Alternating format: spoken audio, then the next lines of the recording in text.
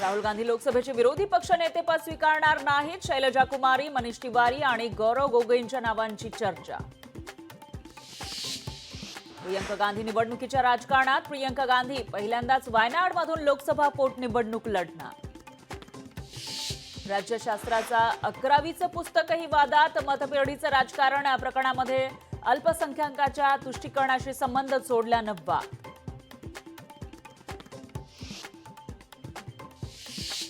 मुख्यमंत्री एकनाथ शिंदे आणि देवेंद्र फडणवीस यांची रात्री वर्षावर खलबतं. मंत्रिमंडळ विस्तार आणि विधान परिषद निवडणुकीबाबत चर्चा झाल्याची माहिती.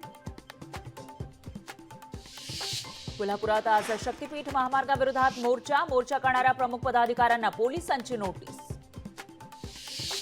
दिल्लीतील पाणी टंचाईचा महाराष्ट्र सदनालाही फटका. नवनियुक्त केंद्रीय मंत्र्यांच्या भेटीवेळी बाहेरून पाण्याच्या बाटल्या आणण्याची वेळ.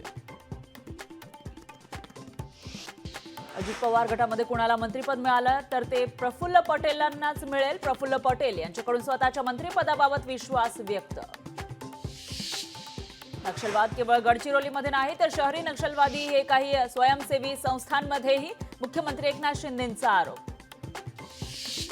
मुंबई शहरावरील जलसंकट अधिक तीव्र. 7ही धरणांमधील पाणीसाठा अवघ्या 5%वर. सध्या मुंबईमध्ये 10% पाणी कपात. मात्र भविष्यात पाणी कपात आणखी वाढण्याची शक्यता. पुणे हिट अँड रन प्रकरणानंतर बार पबमध्ये वयाचा पुरावा म्हणून सरकारी ओळखपत्र मागणार. अल्पवयीन मुलांना बारमध्ये प्रवेश मिळू नये यासाठी महत्त्वाचा निर्णय. पोलीस भरतीमध्ये अर्ज केलेल्या उमेदवारांना दिलासा. एकाच दिवशी मैदानी चाचणी असलेल्या उमेदवारांना पुन्हा संधी मिळणार. 4 दिवसांच्या अंतराने पुन्हा मैदानी चाचणी देता येणार.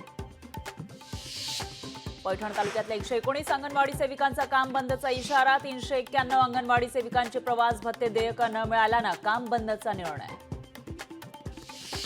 घाटकोपर होर्डिंग दुर्घटनेप्रकरणी आरोपींच्या कोठडीमध्ये 21 जूनपर्यंत वाढ. महानगर दंडाधिकारी न्यायालयाचा निर्णय.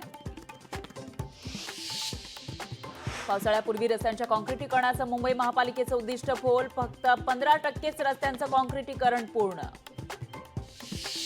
म्हाडाच्या मुंबई मंडळाच्या 173 दुकानांसाठी 27 जूनला ई लिलाव. ई लिलावातून मुंबई मंडळाला किमान 125 कोटी रुपये मिळण्याची शक्यता.